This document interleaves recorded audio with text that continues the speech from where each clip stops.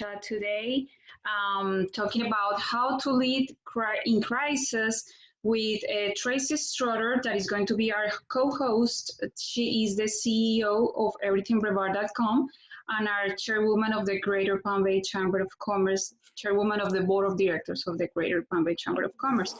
And our expert today is Susan Maza.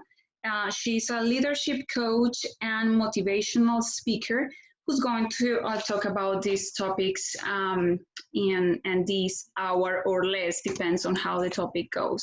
So everybody here in our platform, welcome again. Please, if you have any questions, because this type of platform that we are using today is kind of different than we have been using before. So please write your questions in our chat and we will be more than happy to answer them when we have a little break during the conversation. So I'm going to be connected, everybody, sharing on Facebook and trying to get all the questions or comments to you guys. So welcome again and thank you for this, for being here today with us. Great. So Carolina, you're going to throw out some of the questions to us, so we're not going to have to pay attention to that. Just want to make sure process was. I will do. Okay. I will do it. Okay. Yeah. Good. Yeah. Great. Thank you. Fabulous. Thank you. Thanks, Carolina.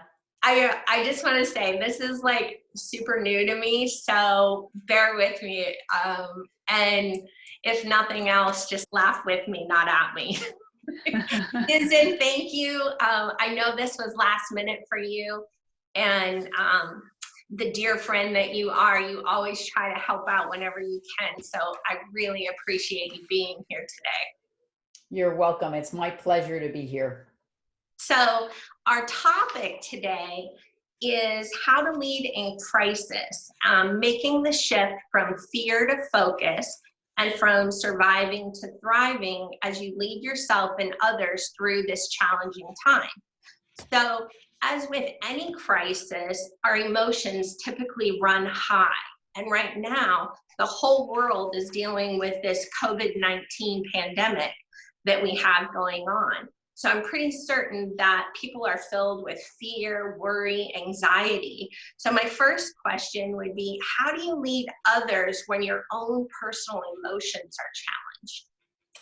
Yeah, so I think in order to effectively lead others, we first and foremost always need to we need to be leading ourselves, right? And so when we're in a time of crisis, and as you point out, emotions tend to run high, we can't ignore our emotions, and you're going to have feelings. Sometimes they're going to be strong. We're all getting tossed around, adapting to rapid change and restrictions and what we can do.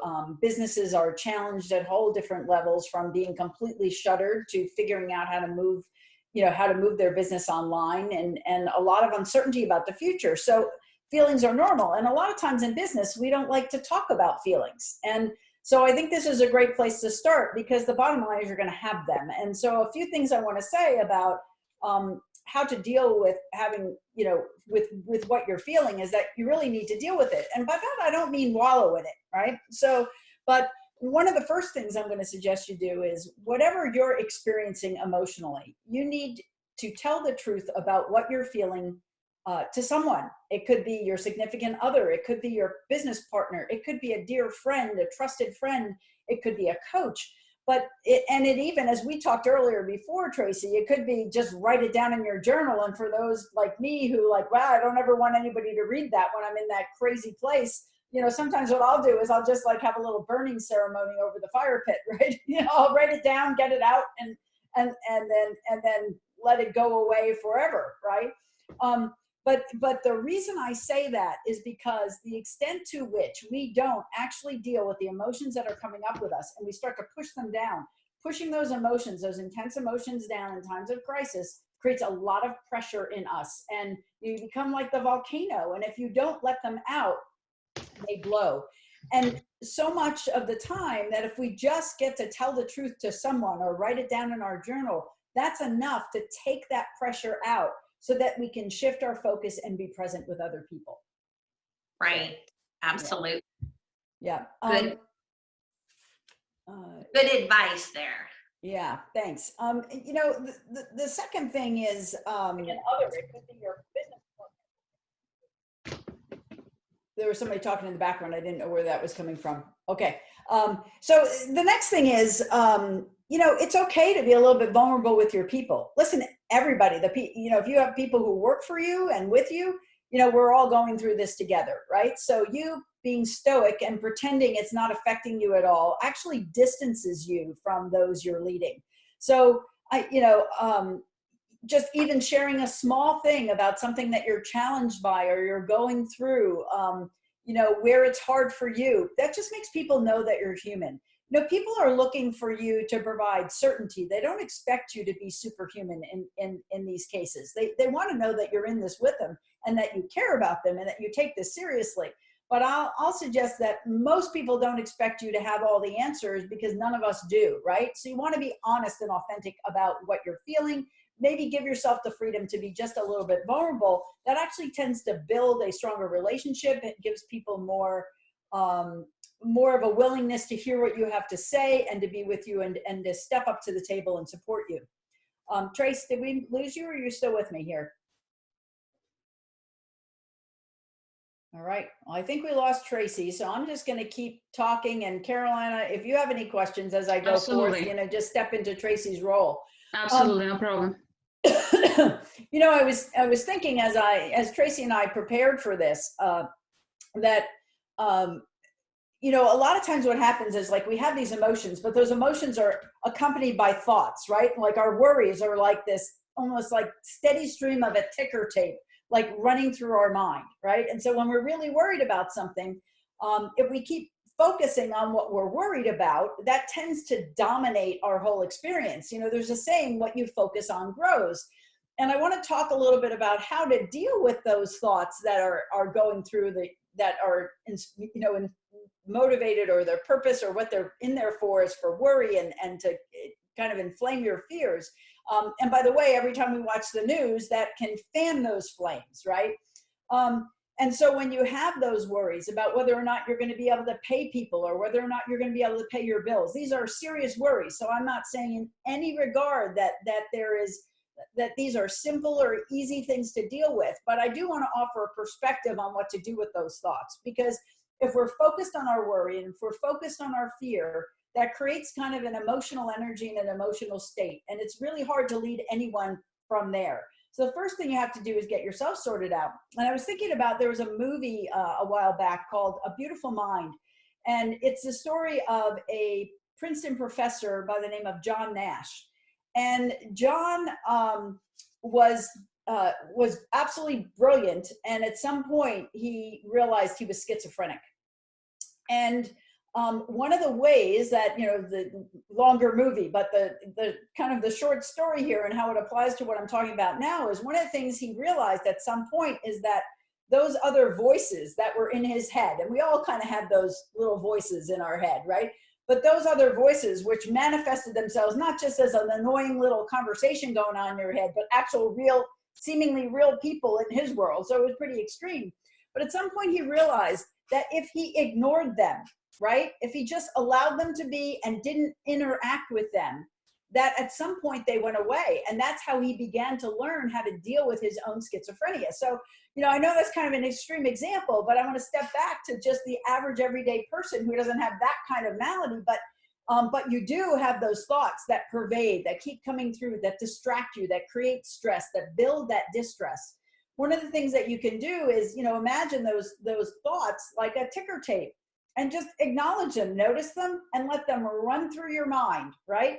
But what that allows you to do is once you see them, then in that moment, you have a choice to make. You can focus on that worrisome fear or that thought, and you can spiral downwards, right? Or you can shift your focus to something else, right? And so a question is like, okay, this is going on. I have these, I'm uncomfortable, I'm upset, I'm whatever. So the question becomes, what am I going to focus now? Because what you focus on grows. I also find that a lot of times people, you know, try to create lots of things to do, right? And I'm going to suggest now more than ever, I mean, it's always a good practice to really have a narrow set of things that you're focused on, but now more than ever, choose 1, 2, 3 things that you're going to focus on in any one given day or week. And do your best. She's back. Welcome back, Tracy. and do your best, right, to do one thing at a time and maintain that focus. Because I promise you, in those moments where you are focused on being at work on something that matters to you, where you feel like you're making progress, where you feel like you're making a difference, every time you do that, all that other stuff falls away. And when we were getting ready for this call, I shared an example of that with Tracy. Is I had been in Toronto 2 weeks ago, so when I came back and things started escalating, I started to worry because there were a lot of cases in Toronto, and I have an 86-year-old mom, so I self-quarantined, and I wasn't feeling great actually for a few days, and I had to do some work for myself to kind of sort myself out, to figure out what was going on, because I didn't feel well. So, I started to shift my focus on, I have some clients who are continuing their work with me. I have even some that have reached out because now they actually, for the first time in a long time, have time to continue doing our work that had gotten put on hold. And then I have other client work that's completely on hold. So the landscape has changed for me too, in a big way. So I got clear about what I was going to focus on, and I decided that one of the things I was going to add back to my focus were the things in my business that I wasn't attending to because I was just too busy. I was so busy working in my business, I wasn't getting to the on my business things. So on Thursday and Friday, I was in flow. I was on fire. And I sent a proposal for a leadership development workshop to a client who was asking for it. I had met with them earlier the week. And I was so excited about the creating the future and what could be possible with this client. And I sent the email. At the bottom of the email, I said, it was Friday afternoon. I said, have a great weekend, exclamation point, how I normally would interact. And after I pressed send, I thought, oh my God, was that just tone deaf that I sent that to a client? But I realized in that moment, I was focused on the future. I was focused on creating. I was focused on building for the future. And in that moment, all this other stuff, my own fears and worries, just completely felt away. But the second thing I thought about it is, I was talking to my coach and thinking, wow, do I need to send something? Because that may have occurred kind of tone deaf. And one of the things that Rich shared with me was that, don't worry about it. He said, because the truth is, he says, are you going to have a great weekend despite what's going on? I said, absolutely. He said, good, then it was authentic. Don't worry about it. So it doesn't matter what's going on around us, as long as we're focused on something that matters. It's something that gives us joy, that gives us life, where we feel like we're making a difference, where we feel like we're making progress. Stay focused on those things and be skinny with the things you're focused on, right? 1, 2, 3 things. If you can do that, even if you don't feel that way every moment of every day, you can count on and reliably generate moments where your energy comes up. And now here's the cool thing about that. When you can do that and generate your energy up, that's a great time to reach out to your team, right? That's a great time to reach out to that potential client, because you've got to raise your emotional energy before you can interact and raise the emotional energy of someone else and be that light for other people. And, I do motivational speaking as one of the things I do for a living, but am I always motivated? Absolutely not. I have to generate sometimes too. I'm just really practiced at it, right? But what I'm suggesting is that if you focus on something that matters and you let that grow and that energy grow in you, it is instantly available for you to use for good with your team, for yourself, with your family. Tracy, you're on mute. I have a question. I have a question. While, for example, some of the times when people have that type of personality, I don't know, it's sometimes to get you in a different way to do things, like more inspirational or more positive. It's not part of your personality. So it means that you have to do like a double work with that, because you can tell that some of us don't have that type of energy, like, yes, we're going to do it and we're going to work in this, we're going to make it. But there are a lot of concerns right now. Everything is uncertain. We don't know what is going to happen, when it's going to last. So to keeping that energy, how we can do it. Yeah, so there's 2 things I want to say to that, because that's a really great question. So people expect me to be kind of up, right? Because that's like what I do for a living, right? But not everybody has. Some people's up is very muted, compared to how I might be when I'm up, right? I work with a lot of engineers and technology people, and their affect, if you will, is a bit more subdued.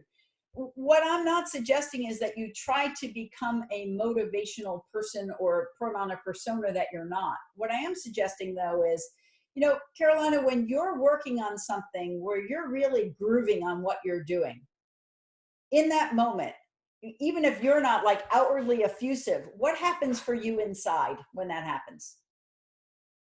Totally changes all all the surroundings or everything. I mean, it's like a different kind of the noise mode. falls away, the noise in your head, the noise around you, and you get into that state of flow.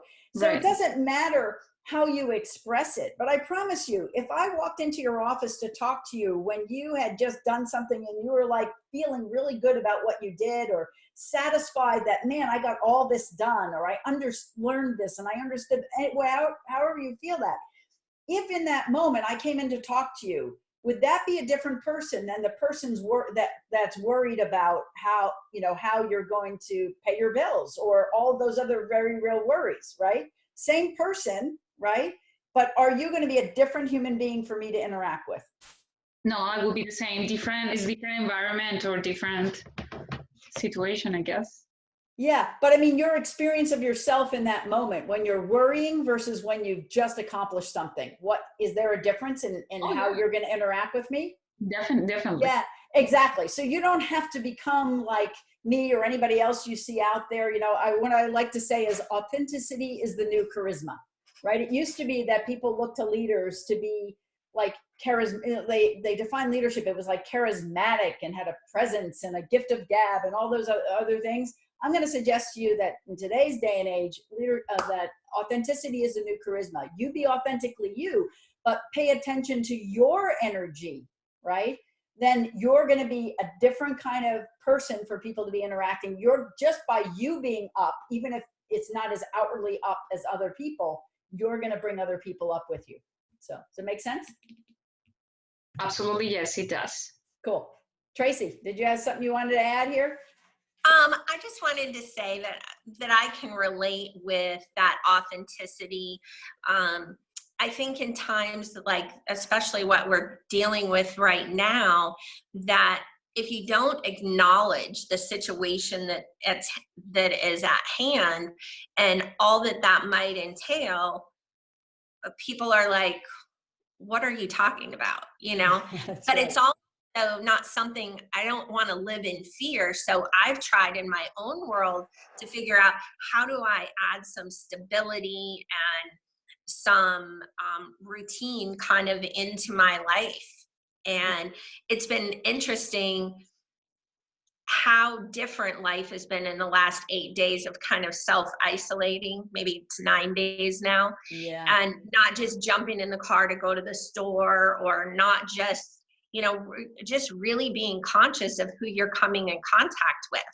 Yeah. So it's a lot different. Yeah. Yeah, no doubt. It absolutely is a lot different. So, I'm hoping that kind of gives you guys some access to, just kind of, and some freedom to be with. You are an emotion. Human beings have emotions, right? It's okay for you to have those emotions. I suggest you be mindful of the fact when you're under great stress, and our whole society is under great stress. We have to find ways to express them so we don't step on top of them and let them blow, right?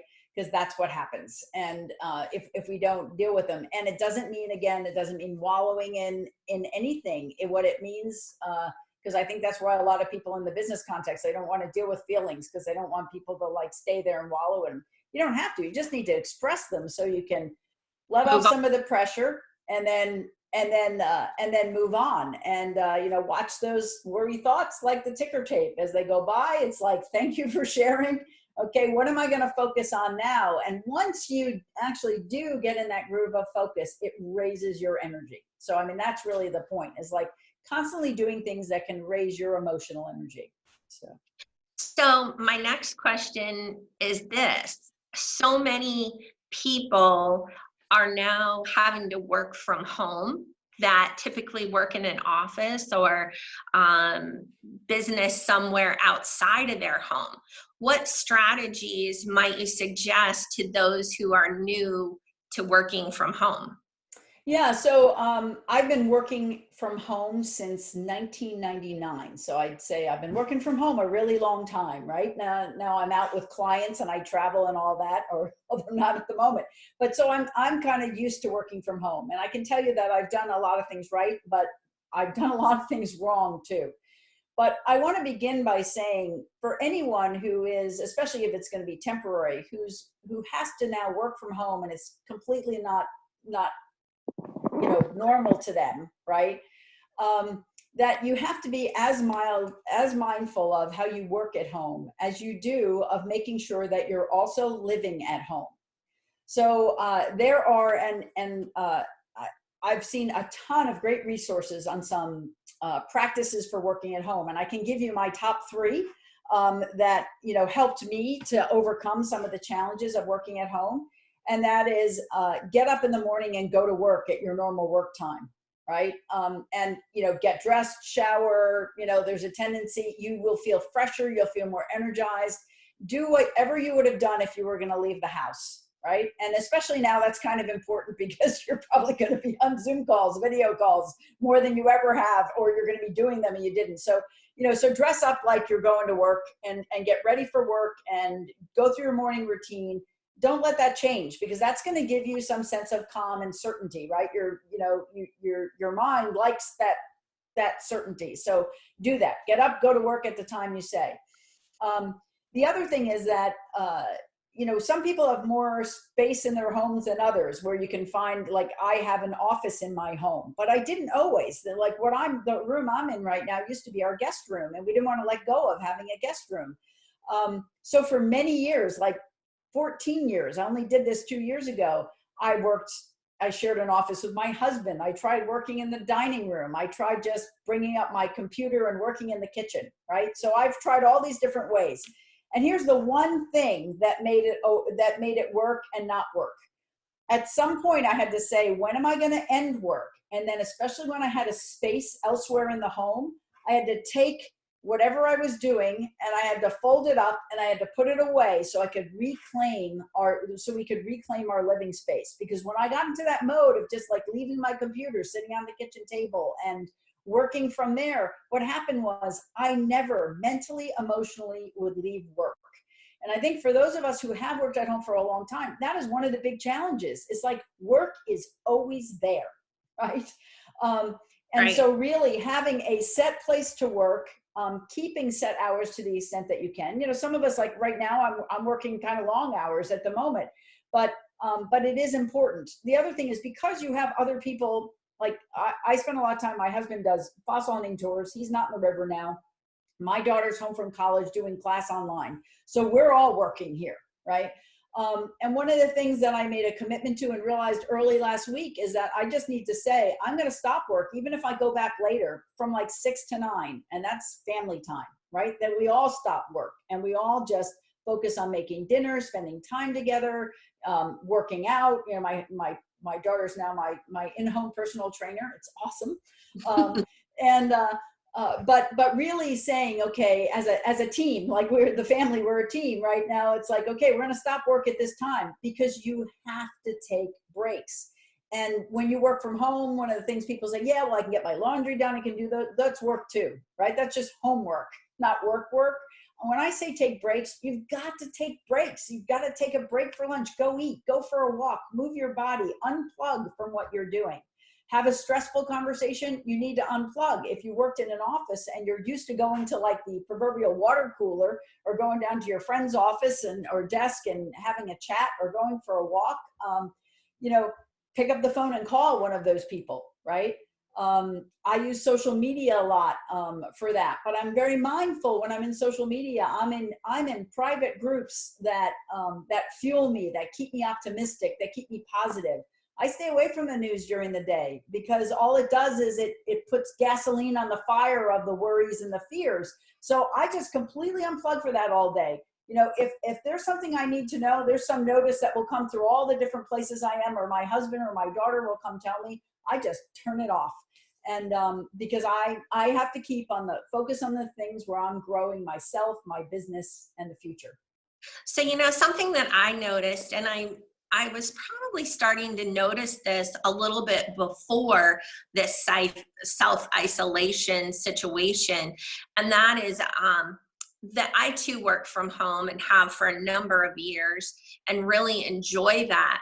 But I was finding that, that level of energy that kind of builds up when you've got this whole list of to-do tasks and stuff, and you get on this roll and you just keep going and driving and pushing and all of that. Well, what I found was I would go out to the kitchen to make myself some lunch. Yes. And rather than think that I have an hour and that I could actually prepare something, I was going like, I got 5 minutes to eat. I gotta like hurry up and get some food. And I wasn't enjoying the process. And so I started incorporating into my morning routine how when I made breakfast, I made sure that my lunch was available and it was something that was nutritious and actually going to fuel my body, not just some garbage that I threw in. But it was just, I don't know why it was like an aha moment for me, but life was so busy. Yep. And I also found that I was constantly saying, well, I'm working. What are you doing? I'm working. I'm always working. And I think one of the things, the example that I'm setting for my adult children probably isn't that great, is that when I ask them how they are, what are they doing, it seems to be working all the time. Yeah. So I'm trying to make a shift that it's okay to say, I'm just reading a book, or I'm just watching a movie, or I'm just prepping some food for meals for the week. To try to add some variety instead of just this always working thing. Yeah, I mean, it's kind of similar to the, people say, oh, how are you doing? I'm so busy, right? And it's like, okay, you're so busy. Well, let's start living, right? Let's think of a different response to that. And especially now, and if you're not used to working from home, and I will tell you too, one of the things you have to watch is that work can be an amazing distraction, right? And so sometimes people will overwork because they're using work as a distraction, right? And so you've got to be really mindful because if you're just working 24/7 while you're home, your family's going to notice, they're going to feel it. And I promise you, we talked about that energy before. If you're working all the time, the vibration of your energy is very chaotic, right? There's not a calmness about it. You need to feed your soul. You need time with your family. And this is a great time, especially if you're somebody who, when you went to an office, you worked crazy long hours. This is a great time. Listen, you're not commuting. I don't know how long your commute is, but you're not commuting if you've never worked from home. So that's one thing. So you get that time back. Take it and give it to your life, not to your work. Right. And, if anything else, this time has us be reminded in Technicolor what's really important, right? And two things that have worked really well for me is having some clear boundaries around my work and my personal life. And by having those boundaries with your spouse or your children or clients and things like that, you're setting an example. I know a lot of people who are constantly on their phone, for example, and instantly reply, but then they wonder why people are always reaching out to them at 10 o'clock at night. Well, if that's the only time that they can and you respond, that's what they're going to expect. So it's a little challenging, I think, to recognize these things. And then take some of your, like you're suggesting, this creating the structure and taking these breaks, physical, emotional kind of breaks and things like that, implementing them. Yep.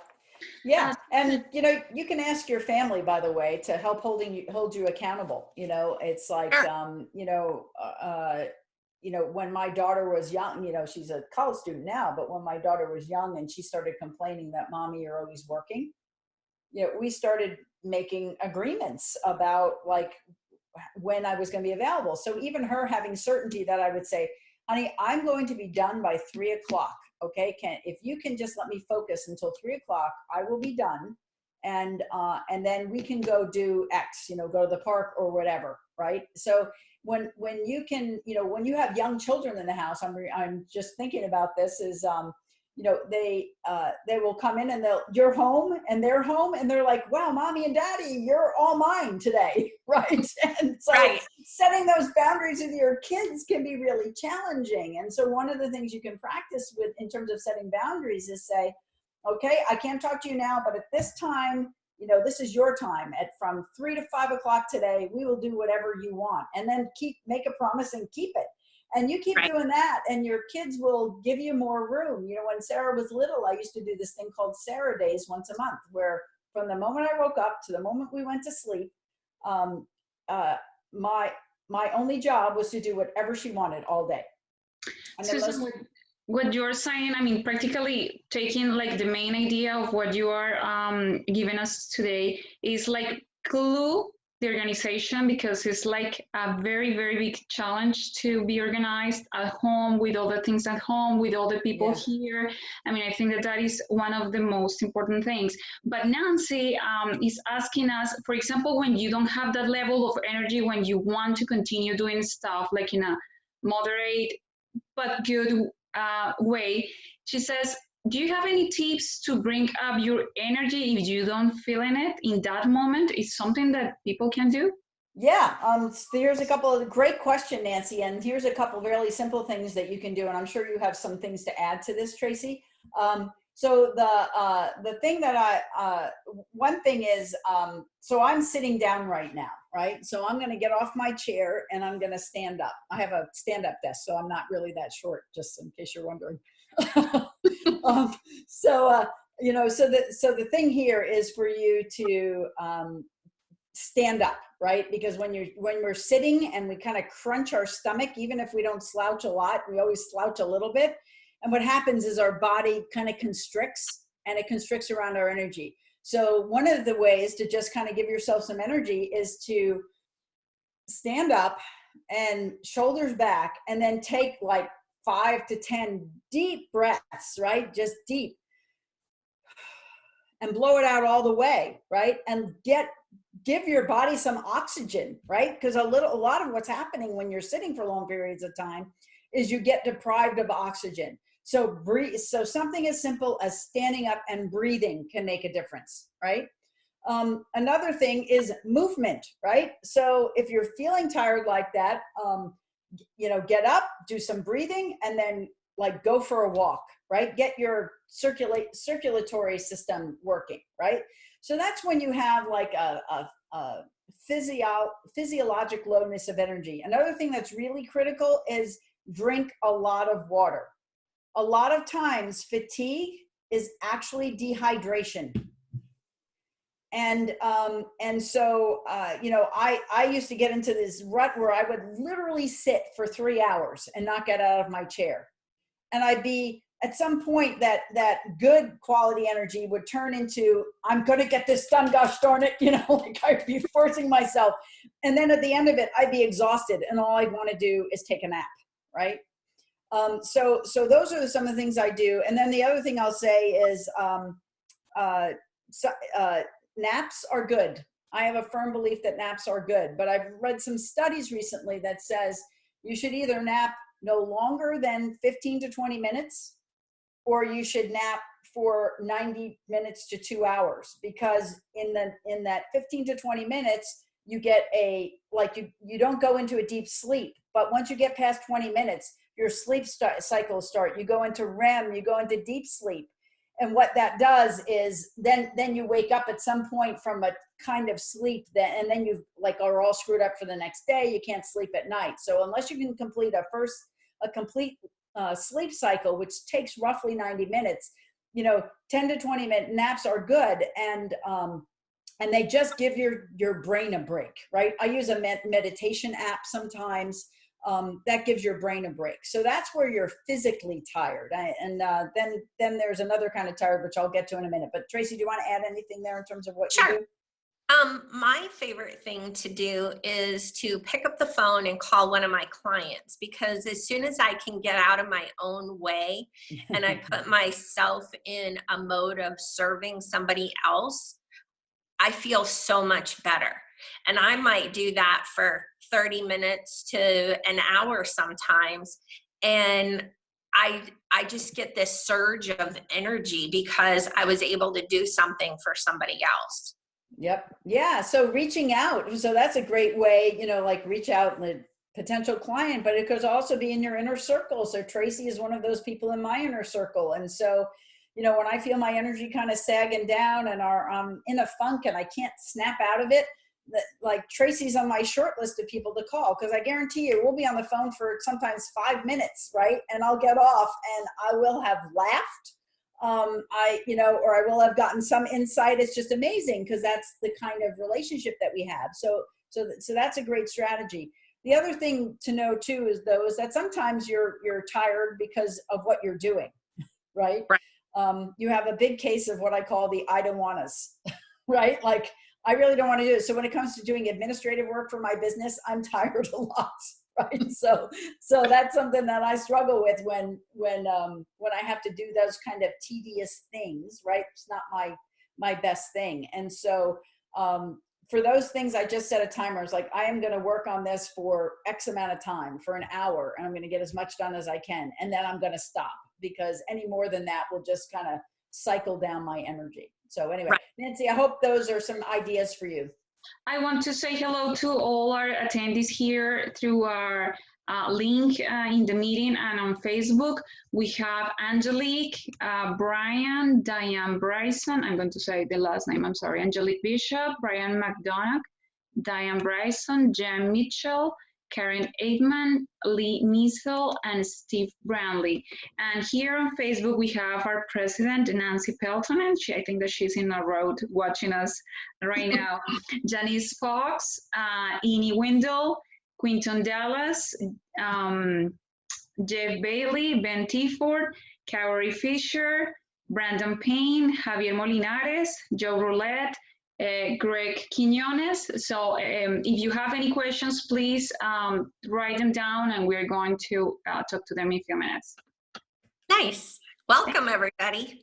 Yeah, Susan, this kind of is a good segue into the next thing that I wanted to touch on, and that was a lot of our parents are now homeschool teachers, right? Yep, they are. There's no school. Are there any guidelines or suggestions that you might be able to offer to parents who are facing this situation? Yeah, and so, take this from the point of view of someone who isn't actually having to homeschool my kid, because my daughter is online right now, so I don't have real experience in homeschooling. But what I can suggest is that what works in terms of your own work for home strategy, some of those things will absolutely apply. And I'm seeing it with my daughter who's taking college classes here, is she needs a place to work, and a consistent place to work where we respect her boundaries, because she needs to be in online classes and things like that, right? So a lot of school has moved to online, and it's still being guided by someone outside of the home, but they need a place to work, right? And they need a place where they're quiet and where those boundaries of when they're at work are respected. And if you don't have the space for your child to have their own room, or just find a place in the house where you could designate and enroll everybody else in the house, giving them the space and the quiet that they need to function. Because just like you as an adult need that, your kids need that too, right? So I think for me, that's the biggest thing, making sure they have the place to work. And just as you need to both work at home and live at home, right? You want to make sure that your kids have a way to plug into their schoolwork and then plug out of their schoolwork. However you can figure that out in your home space to organize it so that they also don't feel like they're always in school. Right. So I have a question. I'm sorry. Go. No, I just said good advice. Okay, for example, now that we are kind of quarantined, for example, the chamber now is working remotely. We're trying to be connected with all our businesses right now, but we are using the resources in our homes to work from here. What do you think it will be the best practice now that we don't go outside and relate with others? In my case, I'm not doing it. So in that type of interaction, well, how we can do it better? I mean, because I don't want to be like really not talking to anybody outside or a neighbor or somebody, but how we can keep that type of handling that type of social crisis, because this is something that nobody was expecting, I guess. So how we can do it better, I will say. Yeah, and I'm making this up as I go along too, because I've never been in this situation. But I had my college friends and I get together somewhere around the country every year since we graduated from college over 30 years ago. And we had a Zoom call the other day. I and a few of them were sharing that they've had virtual dinner parties, right, or virtual happy hours. So Zoom is a great tool. We're on Zoom now. It's really easy to use. It's relatively inexpensive. It can be free if you don't want to go over 40 minutes, right? So just as you might say, let's go to happy hour, then just schedule a time and invite a bunch of people to show up. And we've had great fun. The one thing I will tell you is that, it doesn't feel the same, except for I have clients in other parts of the world that I've coached and been coaching for over a year, sometimes for a couple of years. And I'm a few of them I've never met in person, yet we have this really deep coaching connection because of the nature of the conversations that we have. So, but video is so much better than the phone when you can see people's face and their expressions. So use FaceTime, use the video, Skype, Zoom, and anything that you have access to. I think that's the way you do it. And if you need to have, again, have team meetings. But if you guys would socialize outside of work and that was a part of how you built your team and your camaraderie and you're missing that, then don't schedule a work Zoom, schedule a happy hour Zoom, right? And I think that's what we got, right? So I'd like to add something to that, Carolina. I've noticed in my email is full of emails that when I read them, I can feel their panic. I can feel their anxiety. Mm-hmm. And so what I've tried to do is create emails to my clients or send cards, let them know I'm thinking about them, ask how they're doing. I've made personal phone calls to just say, hey, I wanted to check in with you. Is there anything that I can do? Do you have promotions or, how can I support you? And one of the ladies that was so cute, she's like, why didn't I think of that? Why didn't I think to call you? You're one of my clients. Why didn't I think of that? And sometimes when we're in it, it's hard to do, but I too was a little antsy over the weekend because it had been about a week that I had self-isolated. And so I wanted to do something, but I found just getting outside in my yard and connecting with nature was a great way to overcome that anxiety that I kind of felt building up.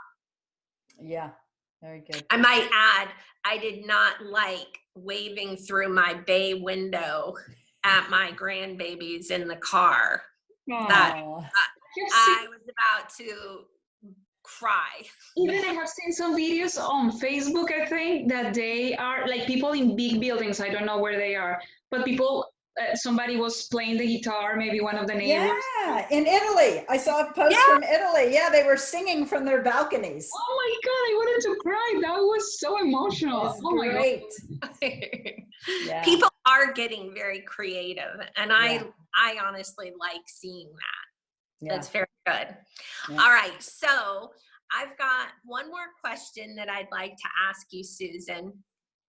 With all of this stuff going on, how do we give people certainty when we are sometimes uncertain ourselves, but we're definitely in uncertain times. How can we create or share that certainty with people?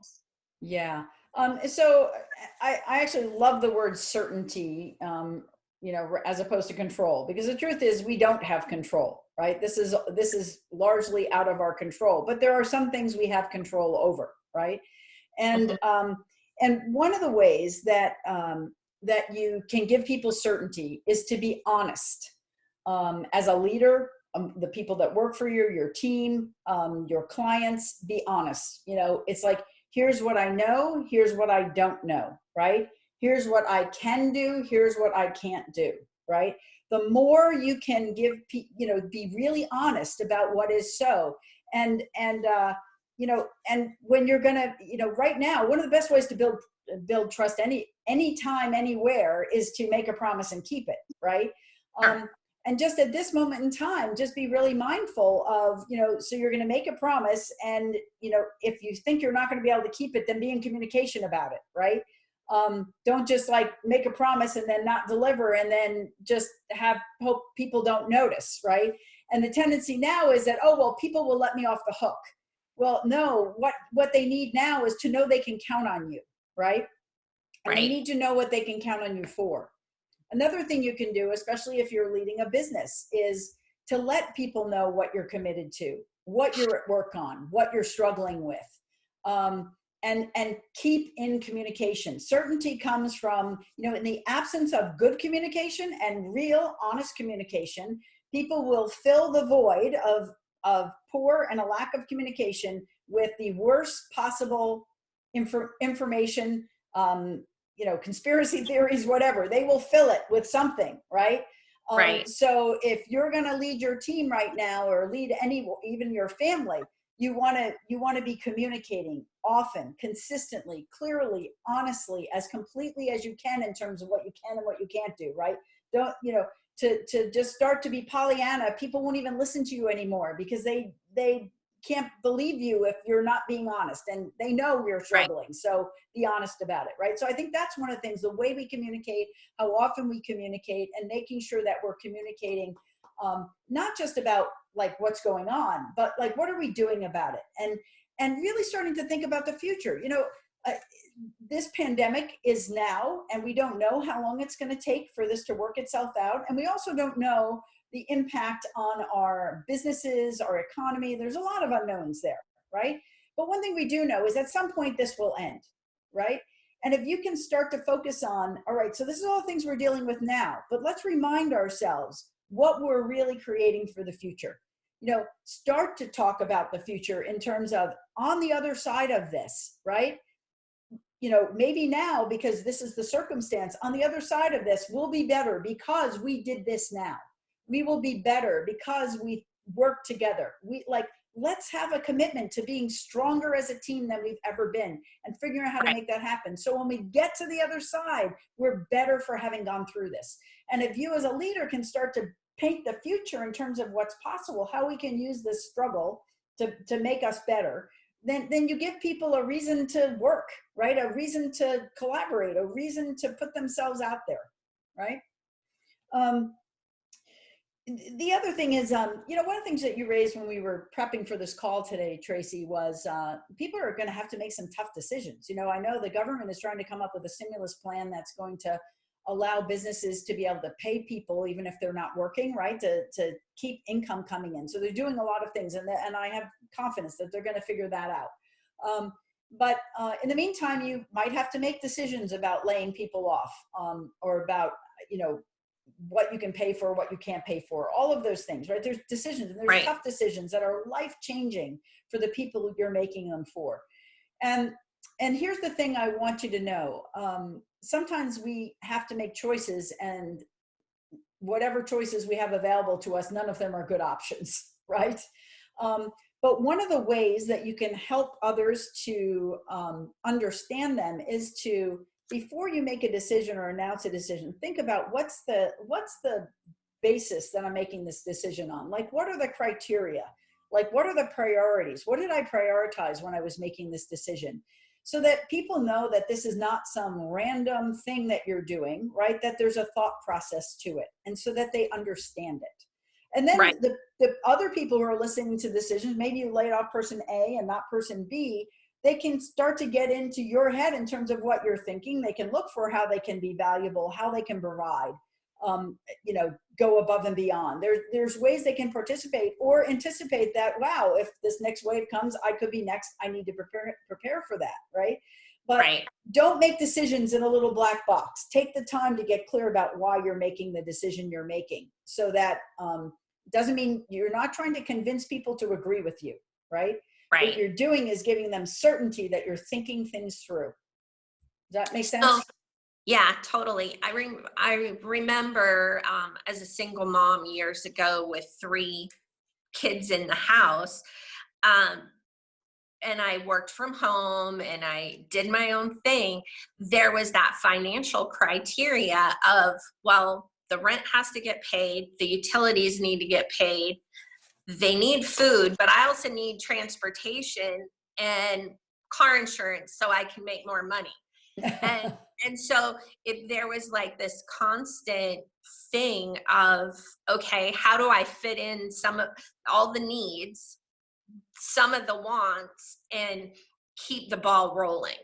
Yeah. And it was a constant thing. So I'm sure that a lot of our viewers can relate to on that small scale what that is like, and then apply that to their business life as well.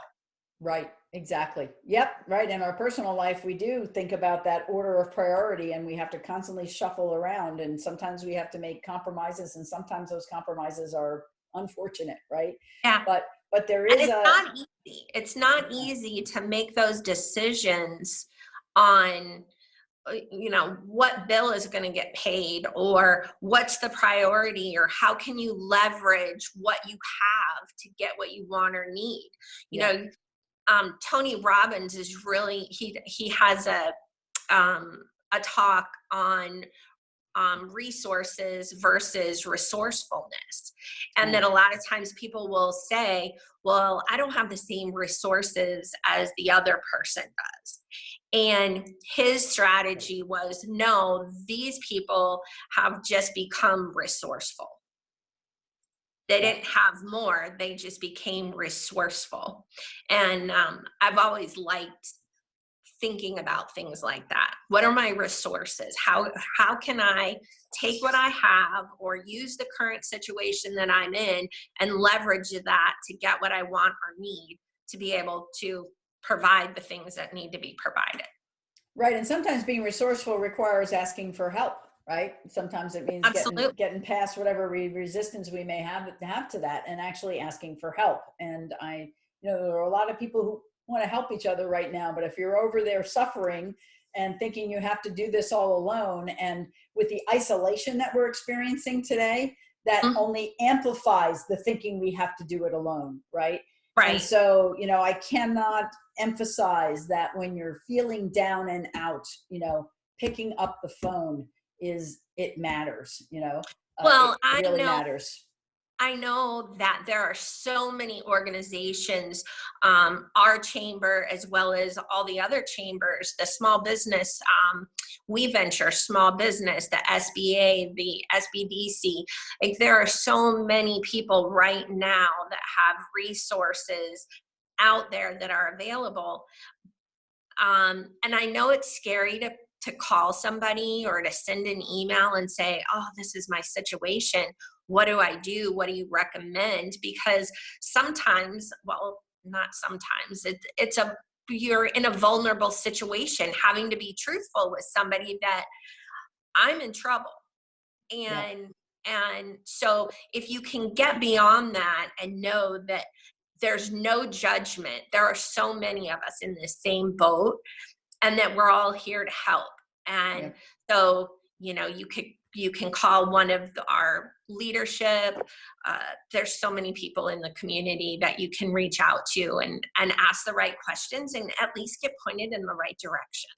Right, and the chamber in and of itself, and that's part of what you're going to help people do, is connect them with the resources that are available to them both within the chamber and beyond. So that connection to the business community and what's going on is invaluable for all of you. You know, one of the things I decided to do, and I actually just created the group yesterday, I think. I created a leadership in action group. I've had like a Facebook page for years, but I haven't really done too much with it. But I decided, because of this crisis, that and because of the conversations I've been having with people and the calls I've been getting, it was time to create a private Facebook group. And if you want to participate in it, it's called Leadership in Action. The domain is facebook.com/group/leadership action, not leadership in action, but leadership action. So, you know, feel free to reach out and join us there, because the conversations that we're having now, Tracy will be with me there. We're going to continue these conversations here. We're going to keep it real, because what I'm all about is everyday leadership in action. How does it look in the everyday moments where it makes the biggest difference? And I want to continue to support people. So, you know, the chamber provides incredible amounts of business resources. If you want to engage in leadership development and use this opportunity, the crisis, to sharpen your own saw and to grow yourself, then that's a place you can come hang out. It doesn't cost anything, and learn and grow and share and be in that kind of positive energy that we talked about before to lift you up. Awesome. I'm looking forward to that. Yeah. Carolina, do we have any other questions? No, we don't have any questions right now. I mean, a lot of people participating in this chamber chat today, but we don't have any other comments or questions. I don't know if somebody here from Zoom wants to make any questions or comments to our hosts. There's a chat for those of you who are on Zoom. If you look at the bottom of your screen, there's a little button that says chat. If you click on that, the chat window will open and you can enter any questions that you may have. Right. But for now, while, I mean, maybe everybody's saying like great information. Thank you so much, Susan and Tracy. They think that is very proper for all the things that we are dealing right now. Gregory Quinones says, on behalf of the Multicultural Networking Group, thank you so much. So taking advantage of this, the Palm Bay Chamber of Commerce is still open, even though we are not in the physical office. We want to share with all the businesses that we are working remotely. If you want to reach us, please call us to our normal phone number. Somebody's going to answer that call. We are trying to take advantage of all the new technologies to share, even though we don't have events anymore. Where we can have networking opportunities. We have our chamber chat right now that we are having. So if you want to sponsor it, that is a very good opportunity. Our Intel that goes every week is another chance to share, even though we don't have, you are still in business or you are working for certain hours, or they can reach you in another phone number. I mean, updating all that type of information is very important for you to continue in business during this time. And of course, our Facebook page. So we are encourage you to take advantage of all these opportunities from the Chamber of Commerce, and we are still here for all our partners, and we hope to deal with this together, as Susan was saying before, like, because we are isolated right now, we think that, oh my gosh, I'm by myself in this boat and I'm maybe going to drown. So we are here, and that is what we want to transmit to all our partners and future partners, of course. Carolina, I'd like to go ahead and just recap real quick some of the golden nuggets that I got out of today's conversation with Susan. So number one is to be honest with yourself about your feelings, emotions. Find somebody to tell the truth to, even if that's in a journal. Write it down, get it out so that you can deal with it. Be transparent with your team, create an environment of certainty, and create structure. Take time for mental, emotional, physical breaks to refresh and reset your mind and your body. Set boundaries, define space, define a specific workspace within your home, and not just for work at home strategies, but also for your students. They need a defined space to work from.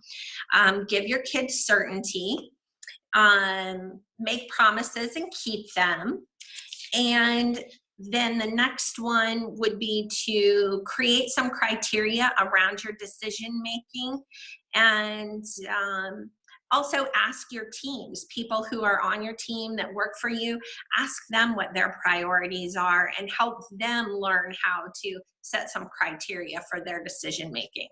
Was there anything I missed, Susan? Nope, I think that's great. And I think the thing I would add that, that you had shared is, when you feel your energy going low, one of the best things you can do is reach out and connect with another human being, especially now. And, Tracy is particularly good at using that opportunity to reach out to clients where she can make a difference, because that kind of gives her fuel, right? When she knows she's made a difference, it fuels her. So, but sometimes you may speak out, it's just you need to, you want to feel that connection with another human being. So whatever reason you reach out, whether it's to ask for help, to make a difference, or to just feel connected to another human being, reach out. Do that more than you ever have before. Right. And I'm so sorry. Janice is asking again for the group that you were mentioning, Susan, is Leadership in Action, is what you were saying? Yeah, if you search on Leadership in Action, you'll find it. But the direct link to the group is facebook.com/groups/leadership action, not leadership in action on the actual label, is leadership action. Somebody else took leadership in action. Perfect. And Gregory Quinones is saying, remember, it's more than just business, we are family. Totally agree with that? Yeah, absolutely. And before we close this chamber chat out, I would also like to encourage everybody who's watching. One, you can share this chamber chat in your communities because there was some really amazing content here. But also, we still have needs and wants through all of this social isolation and everything. There's a lot of restaurants out there who are open for takeout. They offer delivery services. There's grocery delivery services. So really think about every time you do have to go somewhere or make a purchase or whatever, think about how you can use a chamber member and support that business, because we're only going to make it through this working together. Yeah. Right. Yeah. Thank you so much, Tracy. Thank you so much, Susan, for Thank you. the amazing hour of information, good energy. Now we're going to start working harder today. And the rest Thank you, Susan. Yeah. So thank you so much. Please keep tuned with us in our website, Facebook page, and we will let you know about other topics in our chamber chat. So thank you so much. Share this information and we will see you soon. Great. Bye. Thank Bye. you. Bye. Thanks.